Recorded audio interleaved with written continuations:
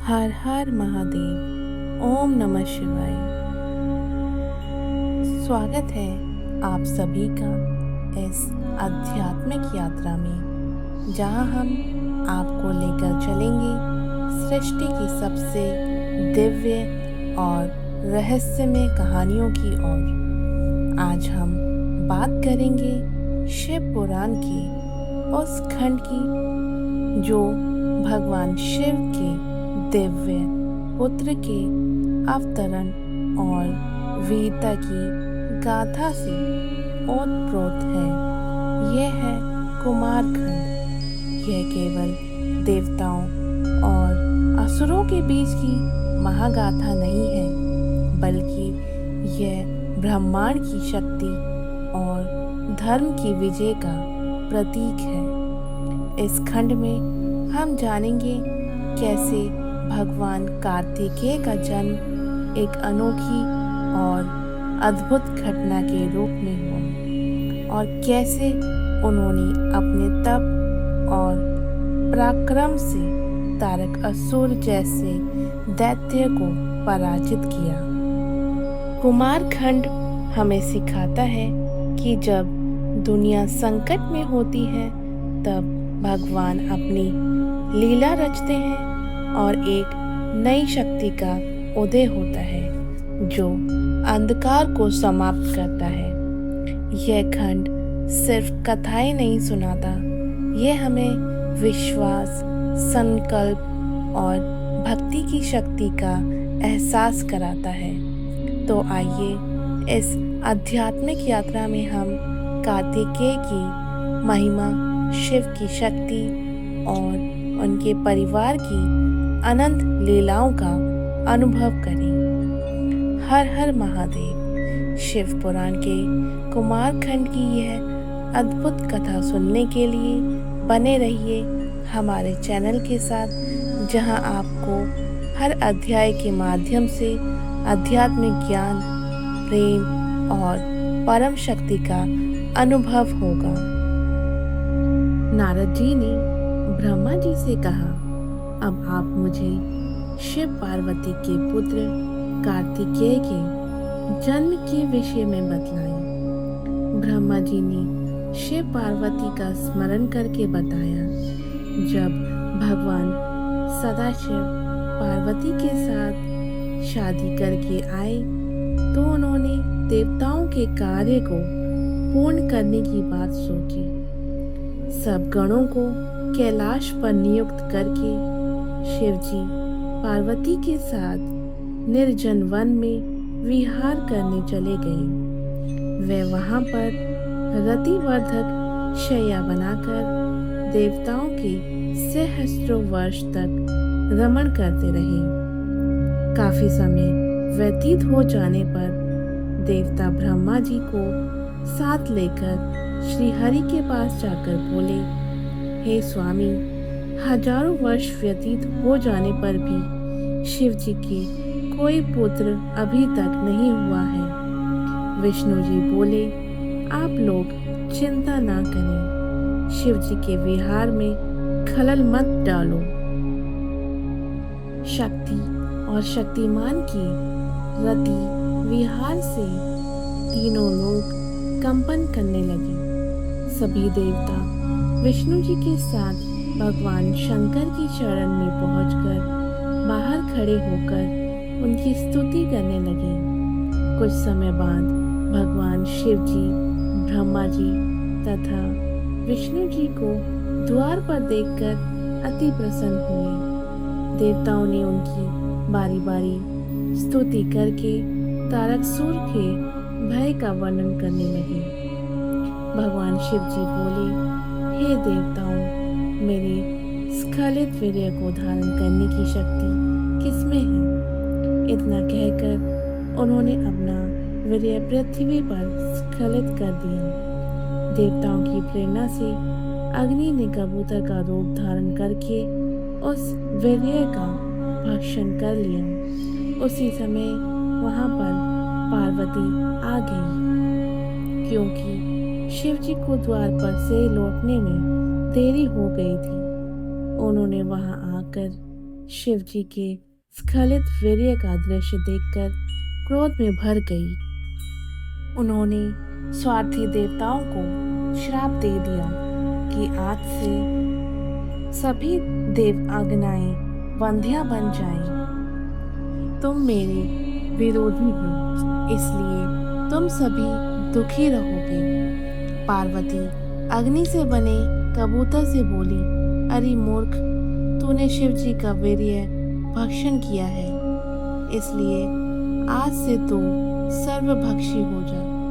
तू शिव का तत्व न जान पाएगा और हमेशा देवताओं के कार्यों में लगा रहेगा। इस प्रकार श्राप देकर पार्वती जी अंदर चली गई। शिव जी भी अंदर चले गए। इसके पश्चात पार्वती जी ने गणेश को जन्म दिया।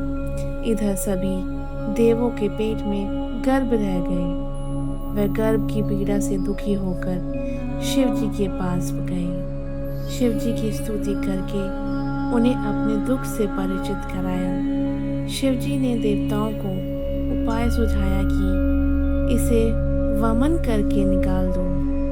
सभी देवताओं ने ऐसा ही किया। इसके बाद शिव जी ने अग्नि को बताया, तुमने मेरे वीर्य का भक्षण करके अच्छा नहीं किया, इसलिए तुम इस वीर्य को किसी स्त्री की योनि में प्रवेश कर दो। नारद जी ने अग्नि को सलाह दी कि माघ माह में जो स्त्री प्रयाग में स्नान के लिए आए, उसकी योनि में इसे स्थापित कर देना। नारद जी के कथा अनुसार अग्नि माघ माह में प्रातःकाल वहां आकर प्रवज्वलित हो गई। उस समय सप्तऋषियों की पत्नियां वहां स्नान करने आई। वह शीत से आर्त होकर अग्नि की ज्वाला के समीप जाकर तापने लगी। उसी समय अग्नि ने उनके रामकूपों से होकर वीर्य को स्थापित कर दिया। इससे उन स्त्रियों के गर्भ रह गया। सप्तऋषियों ने उन्हें त्याग दिया।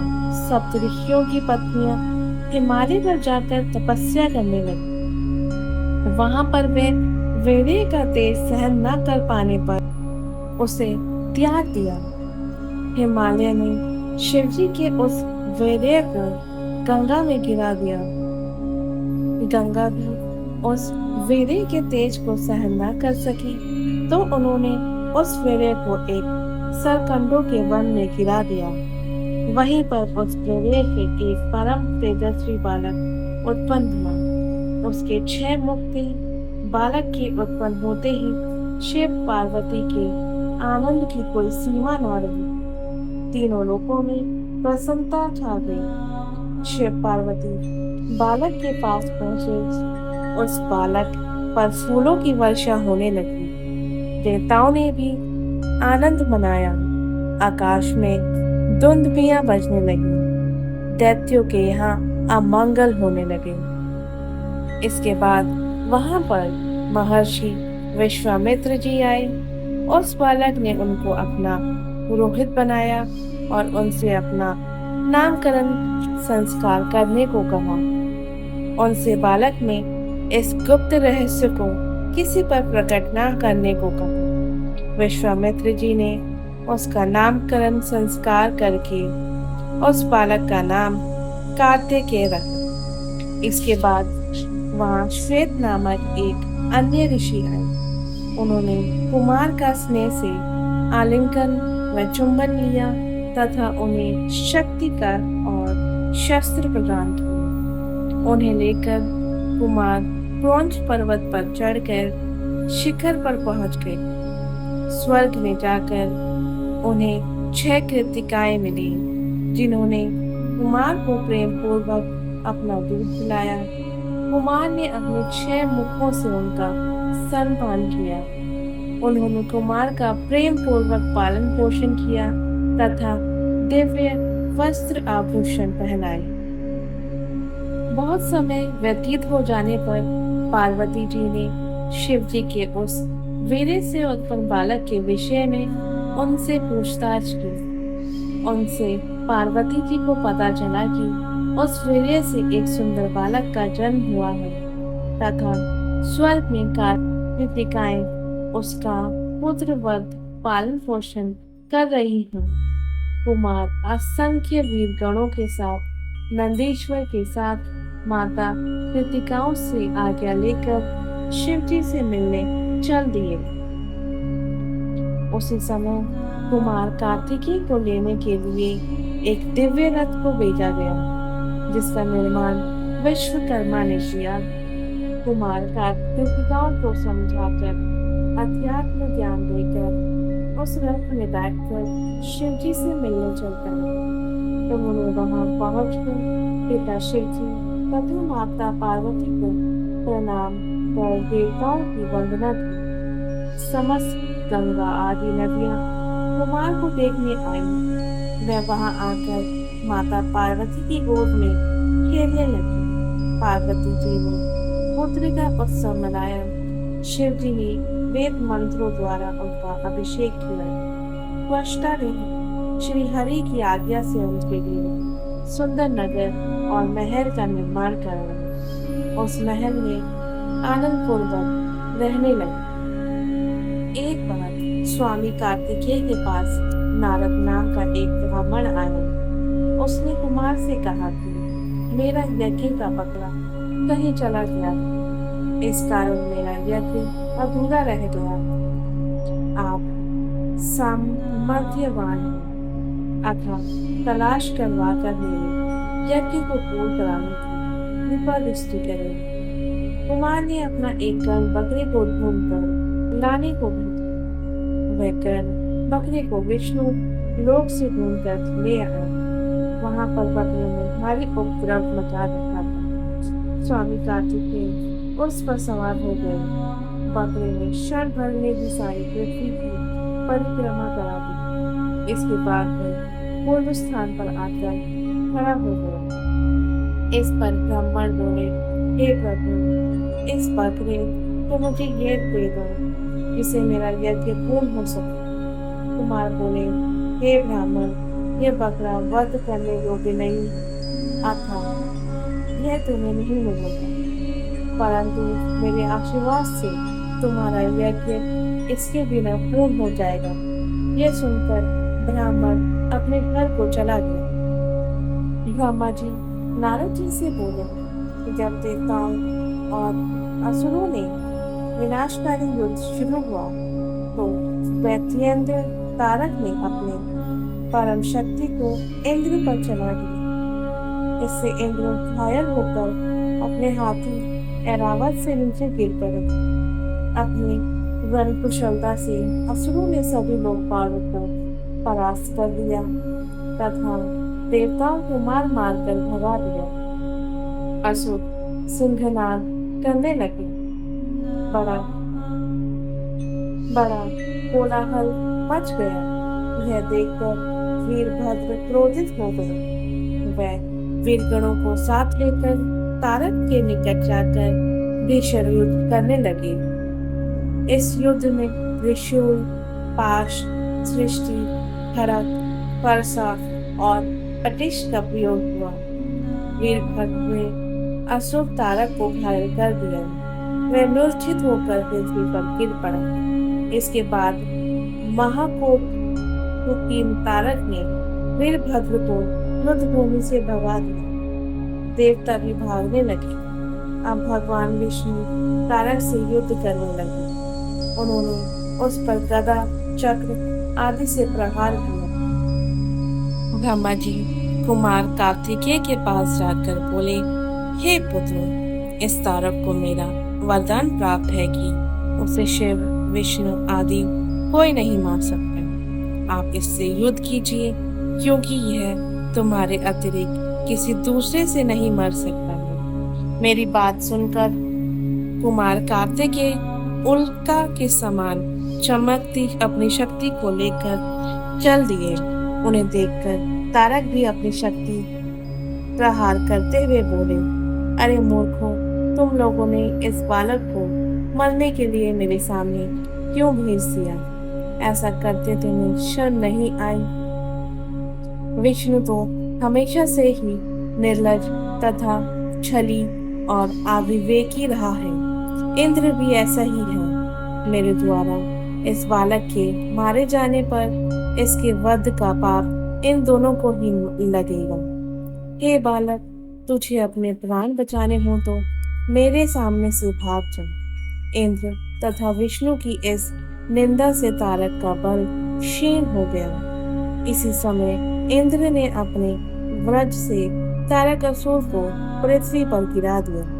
तारकासुर ने क्षण मात्र में उठकर इंद्र के ऐरावत से नीचे गिरा दिया। अब भगवान विष्णु ने तारक से युद्ध किया, परंतु तारकासुर महाकाल के समान चमकने लगा। कुमार कार्तिकेय शिव जी के चरणों का स्मरण कर उठे और अपने असंख्य वीरों के साथ दुष्ट असुर तारकासुर का वध करने का उपाय सोचने लगे। देवताओं उनकी जय जयकार की, ऋषियों ने उनकी स्तुति की। दैत्य तारकासुर और कुमार कार्तिकेय में भयंकर युद्ध होने लगा। दोनों वीर हाथ में शक्ति लेकर युद्ध करने लगे। दोनों के शरीर घायल हो गए। फिर कुमार ने शिव को और माता पार्वती को मन ही मन प्रणाम करके एक प्रबल शक्ति असुर पर फेंकी, जिससे वह विदीर्ण होकर पृथ्वी पर गिर पड़ा और मृत्यु को प्राप्त हुआ। चारों ओर आनंद छा गया।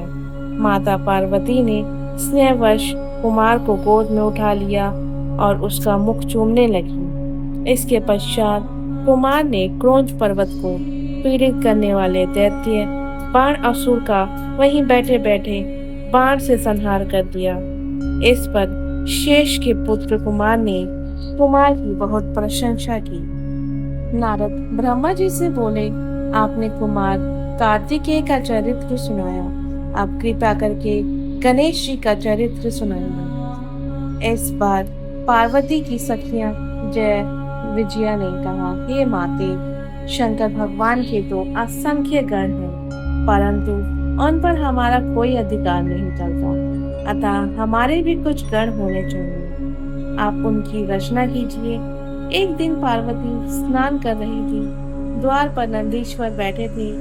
उसी समय शिव जी घर के अंदर आ गए। इससे पार्वती को बड़ी लज्जा महसूस हुई। पार्वती जी को सखी की कही हुई बात स्मरण होकर आई कि अपने भी गण होना चाहिए। इस पर वह स्नान करते हुए शरीर के उपटन से एक सुंदर पुरुष बनाने लगी। जब पुरुष बन गया तो उसे वस्त्र पहनाकर द्वार पर बैठा दिया और उसने कहा कि मेरी आज्ञा के बिना कोई अंदर न आने पाए, तथा उससे कहा कि तुम मेरे पुत्र हो, उसका नाम गणेश रखा है। जब गणेश द्वार पर बैठ गए तो शिव जी अंदर जाने लगे। इस पर गणेश जी ने शिव जी को अंदर जाने से रोक दिया। उन्होंने कहा कि माता जी स्नान कर रही हैं, उनकी आज्ञा है कि कोई भी अंदर न आने पाए। इससे भगवान शंकर क्रोधित हो गए। शिव जी के गण वहां गणेश जी को हटाने आए। गणेश जी ने उन गणों से निर्भय होकर कहा, मेरा विरोध करना अच्छा नहीं है, तुम सब यहाँ से भाग जाओ। गणों ने कहा, हम सब शिव जी के गण हैं। इस पर गणेश जी ने क्रोध होकर कहा कि तुम शिव जी के गण हो तो मैं पार्वती का गण हूँ। शिव जी के गण निराश होकर लौट गए, परंतु शिव जी ने अपने गणों को पुनः यह कहकर भेजा कि द्वार पर कोई भी हो उसे वहां से हटा दिया जाए। परंतु इस बार भी गणेश जी ने उन्हें छुड़क दिया। पार्वती जी ने बाहर शोर को सुनकर अपनी सहेली को भेजा कि क्या मामला है।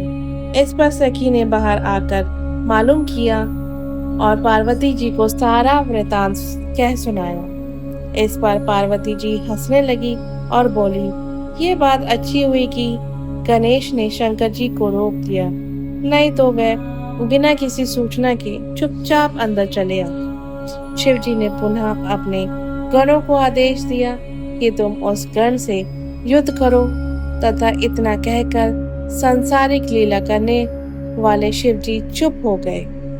शिव जी की आज्ञा से उनके गण निर्भय होकर गणेश जी से युद्ध करने आ गए। इधर गणेश जी भी लड़ाई के लिए तैयार थे। गणेश जी ने शिव गणों से कहा, आज तुम मुझ अकेले पार्वती पुत्र का पराक्रम देखो। शिव जी के अनेक गण गणेश से युद्ध करने लगे, परंतु वे गणेश जी का कुछ भी ना बिगाड़ सके। गणेश जी ने गणों को मारकर भगा दिया। देवताओं ने शिव जी के पास आकर इस युद्ध का कारण पूछा। शिव जी ने उन्हें बताया कि घर के द्वार पर एक बड़ा शक्तिशाली बालक हाथ में लकड़ी लिए बैठा है। वह मुझे अंदर नहीं जाने दे रहा। यदि ब्रह्मा जी चाहे तो इस कलेश को दूर कर सकते हैं। ब्रह्मा जी को आते देखकर बालक गणेश क्रोध में भरकर उनकी ओर दौड़ा और उनकी दाढ़ी मूंछ नोचने लगे। तब ब्रह्मा जी ने बालक गणेश से कहा, क्षमा करो, मैं वृद्ध ब्रह्मा हूँ। ब्रह्मा जी यह बता ही रहे थे कि बालक गणेश ने परिध उठा लिया। यह देखकर ब्रह्मा जी डर कर वहां से भाग चले। ब्रह्मा जी शिव जी के पास आए और उन्हें सब समाचारों से अवगत कराया। ब्रह्मा जी की बात सुनकर शंकर जी क्रोध में भर गए। शिव जी के सभी गणों ने युद्ध किया, परंतु कुमार कार्तिकेय सहित सब गण बालक गणेश से हार गए। अकेले गणेश ने सबके छक्के छुड़ा दिए। इस पर क्रोध होकर भगवान शंकर स्वयं वहां पर गए। विष्णु जी भी अपनी सेना लेकर उनके पीछे चल दिए। शिव जी उस बालक से युद्ध करने आए। शिव जी उससे चिरकाल तक लड़ते रहे। गणेश ने माता पार्वती का ध्यान कर शिव जी पर शक्ति चलाई। इस पर क्रोध में भरकर शिव जी ने त्रिशूल से उस बालक का सिर काट दिया। इससे देवता निश्चिंत हो गए। नारद ने पार्वती को सारा वृतांत बताया और यह भी कहा, तुम अपना मान किसी भी प्रकार मत त्यागना। ऐसा कहकर कला प्रिय नारद अंतर ध्यान हो गए। यह सुनकर पार्वती जी को महान क्रोध आया कि देवताओं और गणों ने मेरे पुत्र गणेश को मार दिया। उन्होंने निश्चय कर लिया कि मैं सबका नाश करके संसार में प्रलय मचा दूंगी। उन्होंने अपनी शक्ति से 1,00,000 शक्तियां उत्पन्न कर ली। उनसे पार्वती जी बोली, तुम सब जाकर देव सेना में प्रलय मचाओ। जो भी तुम्हारा विरोध करे उसे भक्षण कर डालो, चाहे वह ऋषि हो, देवता हो या राक्षस हो। वह शक्तियां सेना में प्रवेश करके उनका भक्षण करने लगी। यह देखकर ब्रह्मा, विष्णु, महेश आदि निराश हो गए। वह कहने लगे, क्या देवी अकाल में ही प्रलय कर डालेंगी? इस पर ऋषियों ने प्रार्थना की, हे अंबिके, तुम्हारे स्वामी भी यहाँ उपस्थित हैं, उनका तो ख्याल करो, क्षमा करो, प्रलय हुई जाती है। हे देवी, इन सब का अपराध क्षमा करने की कृपा करो। ऋषियों की प्रार्थना पर देवी चंडिका देवताओं से बोली, यदि आप सब लोग मेरे पुत्र गणेश को पूजनीय बनाओगे तो संहार रुक सकता है। भगवती की ये बात सुनकर सब देवताओं ने शिव जी से कहा कि हमें वही करना चाहिए जिससे सब लोगों का भला हो।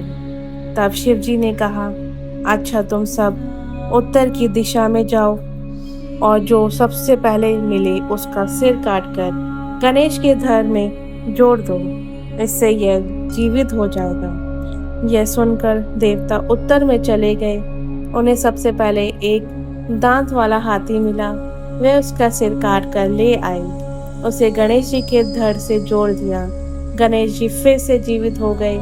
शिव जी के पुत्र को जीवित देखकर सब देवता बड़े प्रसन्न हुए। तब सब उसी देवी पार्वती के पास ले गए। पार्वती उसे देखकर प्रसन्न हो गई। गणेश जी के पुनर्जीवित हो जाने पर पार्वती जी की प्रसन्नता का ठिकाना ना रहा। उन्होंने बालक गणेश को अपनी दोनों भुजाओं में भरकर प्यार करने लगी। बालक को उन्होंने अनेकों प्रकार के वस्त्र आभूषण से सुसज्जित कर दिया। सबने बालक गणेश की पूजा की। देवी पार्वती ने गणेश का मुख चूमकर आशीर्वाद दिया, हे पुत्र, तुम्हारे मस्तक पर सिंदूरी निशान है, अर्थात सब तुम्हें सिंदूर से पूजा करेंगे। तुम्हें सब प्रकार की सिद्धियां प्राप्त होंगी। तुम्हारी पूजा से सभी प्रकार से विघ्न बाधाएं समाप्त हो जाएंगी। शिव जी ने उनके सिर पर हाथ रखकर कहा, यह मेरा दूसरा पुत्र है। गणेश जी ने शिव जी के चरणों को प्रणाम किया। सभी देवताओं ने गणेश जी से क्षमा मांगी। त्रिदेवी ने सबके पूजनीय और गणनाथ होने का आशीर्वाद प्रदान किया। सबने कहा कि मनुष्य सबसे पहले इनकी पूजा करेंगे, इसके बाद हमारी पूजा करेंगे। सबसे पहले शिव जी ने मांगलिक वस्तुओं से गणेश जी की पूजा की। इसके बाद विष्णु जी, ब्रह्मा जी तथा पार्वती जी ने गणेश जी की पूजा की। सभी ने एक स्वर से उन्हें सर्व अध्यक्ष बना दिया। देवता दुदम्भी बजाने लगे और अप्सराएं नृत्य करने लगी। बड़ा भारी उत्सव हुआ। इसके बाद सभी देवता आज्ञा पाकर अपने अपने स्थानों को चले गए। शिव पार्वती गणेश सहित आनंद पूर्वक रहने लगी। जो भी व्यक्ति इस मंगलदायक कथा को सुनेंगे या पढ़ेंगे, उन्हें गणेश जी की कृपा से सर्व मंगल तथा मनोरथ प्राप्त होंगे।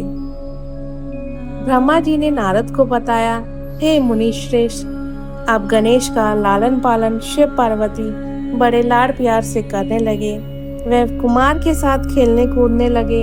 एक बार शिव पार्वती एकांत में विचार करने लगे कि कुमार कार्तिकेय और गणेश का विवाह कर दिया जाए। माता पिता की इच्छा जानकर दोनों भाई झगड़ा करने लगे कि पहले मैं विवाह करूंगा, मैं पहले विवाह करूंगा। दोनों भाइयों में परस्पर विवाद प्रारंभ हो गया। उनका विवाद देखकर शिव पार्वती विचार करने लगे कि यह विवाद किस प्रकार सुलझाया जाए। तब उन्होंने एक उपाय सोचा कि तुम दोनों ही एक समान प्रिय हो, अतः तुम में से जो पहले पृथ्वी की परिक्रमा कर कर आ जाएगा, उसी का विवाह पहले किया जाएगा। यह सुनकर कार्तिकेय जी पृथ्वी की परिक्रमा के लिए चल पड़े, परंतु गणेश जी ने बुद्धि लगाकर सोचा कि मुझे क्या करना चाहिए। बहुत सोच विचार कर वे माता पिता से बोले, आप दोनों सिंहासन पर विराजमान हो जाइए, मैं आपकी पूजा करना चाहता हूँ। तब शिव पार्वती सिंहासन पर बैठ गए। गणेश जी ने उनकी पूजा करके परिक्रमा की, फिर उनकी स्तुति करके बोले, अब आप मेरा विवाह कर दें। शिव जी ने गणेश से पूछा, क्या तुम पृथ्वी की परिक्रमा कर आए? तुम भी शीघ्रता परिक्रमा करने जाओ। तुम कुमार तो चले गए हैं। गणेश जी हाथ जोड़कर बोले, जब मैंने आपकी 7 बार परिक्रमा कर ली, तब आप कैसे कह सकते हैं कि परिक्रमा कर आओ? क्या इसमें पृथ्वी की परिक्रमा नहीं हुई है? क्या यह वेद शास्त्र असत्य हो जाएंगे? पुत्र की यह बुद्धिमानी की बात सुनकर माता पिता चुप हो गए। वे गणेश जी से बोले, हे पुत्र, तुम्हारा कथन सत्य है, तुम्हारी बात हमने स्वीकार कर ली। इस प्रकार उन्हें आश्वासन देकर शिव पार्वती ने गणेश के विवाह की इच्छा व्यक्त की। इसके पश्चात प्रजापति ने अपनी कन्या सिद्धि बुद्धि की विवाह के लिए शिव जी के पास आकर बातचीत की। शिव जी ने उनका प्रस्ताव स्वीकार करके गणेश जी का विवाह निश्चित कर दिया। शिव जी के विवाह की तरह ही गणेश जी के विवाह में भी सभी देवता शामिल हुए। काफी समय पश्चात गणेश जी के सिद्धि के क्षेम और बुद्धि से लाभनायक 2 पुत्र उत्पन्न हुए। इसके पश्चात कुमार कार्तिकेय पृथ्वी की परिक्रमा करके लौटे। नारद जी ने रास्ते में ही कार्तिकेय को सब समाचारों से अवगत करा दिया। समाचार जानकर कार्तिकेय के क्रोध की सीमा ना रही। वे माता पिता को प्रणाम करने के पश्चात क्रौंच पर्वत पर जाकर तपस्या करने लगे। कुमार की विरह में पार्वती जी को भारी दुख हुआ।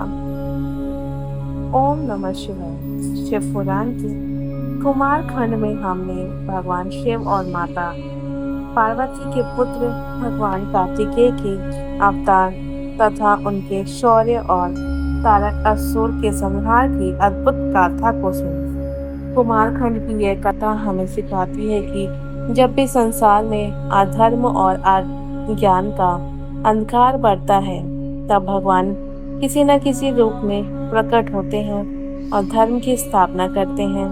भगवान कार्तिकेय ने अपने शौर्य और पराक्रम से यह सिद्ध किया कि भक्ति, संकल्प और साहस से किसी भी संकट का समाधान हो सकता है। धन्यवाद इस आध्यात्मिक यात्रा में हमारे साथ जुड़े रहने के लिए। अगर आपको ये कथा प्रेरणादायक लगी हो तो हमारे चैनल को सब्सक्राइब करें, वीडियो को ज़्यादा से ज़्यादा लाइक करें और कमेंट बॉक्स में हर हर महादेव लिखना ना भूलें। भगवान शिव और कार्तिकेय की कृपा आप सभी पर बना रहे। हर हर महादेव। ओम नमः शिवाय।